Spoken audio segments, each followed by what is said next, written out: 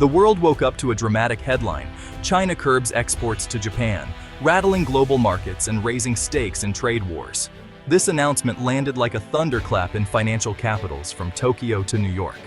Stock prices tumbled, currency markets swung wildly, and industrial leaders scrambled for answers. Media outlets splashed the news across their front pages, highlighting the deepening rift between two of Asia's economic heavyweights. This wasn't a routine trade skirmish. For the first time, China had unveiled sweeping export controls targeted specifically at Japanese companies. The restrictions, announced late Sunday, caught many off guard. Instantly, analysts began speculating about the motives behind Beijing's bold move. Was this retaliation, or part of a bigger, strategic realignment? Panic began to spread across sectors most exposed to cross-border trade. Investors and executives alike scrambled to understand what goods were affected, which firms were on the list, and how these measures would shape the business landscape. It was clear, the shockwaves from this announcement would be felt far beyond Japan and China. China's Ministry of Commerce quickly announced new export controls, citing national security and public interest. The restrictions target rare earth metals, advanced semiconductors, and key machine tools. Experts say these moves flex China's supply chain power with global impact, especially for Japan. China's export control list targets over 30 Japanese companies, focusing on technology and advanced manufacturing. Notable names include Sony, Panasonic, Mitsubishi Electric, and Hitachi. Even Toyota and Honda feel the impact, relying on critical Chinese materials. The message is clear: economic cooperation comes with strings attached. China's export control regime is complex and multi-layered. The new measures use a two-stage system, a control list and a watch list. Companies and organizations on the control list face immediate licensing requirements. This means they must apply for special government approval for every shipment of restricted goods. The process can be lengthy, opaque, and unpredictable. The watch list, on the other hand, is a warning shot. Firms placed here aren't yet subject to outright restrictions, but are closely monitored. They may face sudden escalation to the control list if Beijing deems their activities a risk to national security. This creates a climate of uncertainty, making it harder for companies to plan and invest. Exporters must submit detailed documentation for affected goods, including end-user certificates and compliance assurances. Chinese authorities have sweeping powers to deny licenses, often with little explanation. Punishments for violations are severe, ranging from heavy fines to criminal charges. The system is designed not only to control sensitive technologies, but also to send a political message. By making export approvals slow and unpredictable, Beijing can exert pressure, deter strategic cooperation, and keep rivals guessing. Tokyo's initial response was swift and somber. Japan's foreign ministry condemned the measures as, well, unjustified and disruptive to the rules-based international order. Prime Minister Sato called for, quote, urgent dialogue and warned of possible retaliatory steps if the restrictions were not eased. The government quickly convened emergency meetings with affected companies and trade groups. International reaction was swift and mostly supportive of Japan. The United States and European Union issued statements urging China to abide by global trade norms. Australia, South Korea, and India also expressed concern, pointing to the ripple effects on regional supply chains. The World Trade Organization announced it would, quote, closely monitor the situation. Japanese business leaders voiced deep concern, calling the measures a serious threat to cross-border commerce and innovation. Industry groups warned of job losses and production delays if the dispute dragged on. Think tanks and analysts debated whether this marked a new era of economic confrontation in Asia. Despite the tough rhetoric, both sides signaled a willingness to talk. Back-channel negotiations were rumored to be underway, reflecting a shared interest in avoiding a full-blown trade war. Still, the prevailing mood was one of anxiety and uncertainty. Financial markets reacted instantly to the news. The Tokyo Stock Exchange saw its steepest one-day decline in over a year.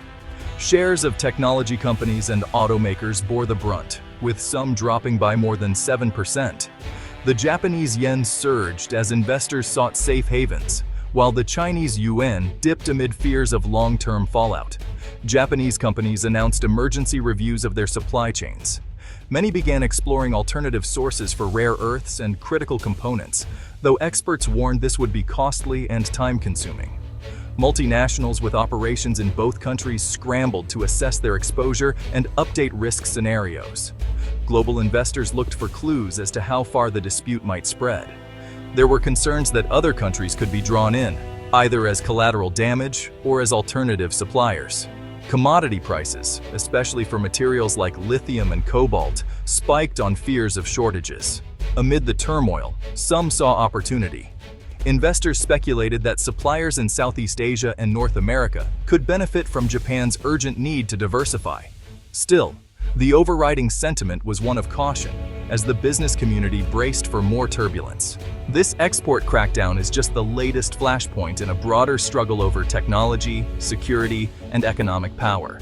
In recent years, both China and Japan have tightened controls over sensitive goods, often citing national security.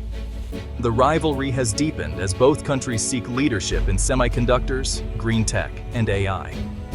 Beijing's move follows similar tit-for-tat measures with the United States and European Union. Analysts say China is increasingly willing to use its dominance in critical materials as a tool of leverage. Japan, for its part, has aligned more closely with Western partners, strengthening its own export controls and security alliances. The global context is one of rising protectionism and strategic rivalry. No longer are trade disputes just about tariffs or quotas. They are now battlegrounds in the race for technological supremacy. Governments worry that overdependence on foreign suppliers could become a national security risk. For companies, this means navigating a shifting landscape where politics drives business decisions. The days of stable, predictable global supply chains may be over, replaced by a world where economic power is wielded like a weapon.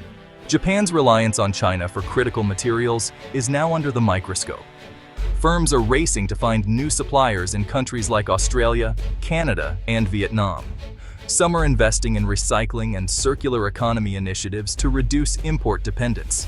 Others are lobbying Tokyo for subsidies and diplomatic support.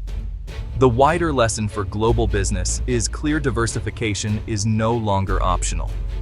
Companies in Europe, North America, and Southeast Asia are reassessing their China exposure and looking to de-risk their supply chains. This could mean higher costs in the short term, but also greater resilience in a world of rising geopolitical risk. Trade experts warn that decoupling from China is easier said than done. Building new supply networks takes time, investment, and international cooperation. Meanwhile, shortages and delays could ripple through industries, from smartphones to electric vehicles. Yet some see hope in crisis. The current standoff may spur innovation and new partnerships, creating opportunities for nimble players willing to adapt. It is a test of resilience for both governments and businesses alike. As the dust settled, both governments issued carefully worded statements. China reiterated that its export controls were lawful, necessary, and non-negotiable, but expressed readiness to engage in constructive dialogue.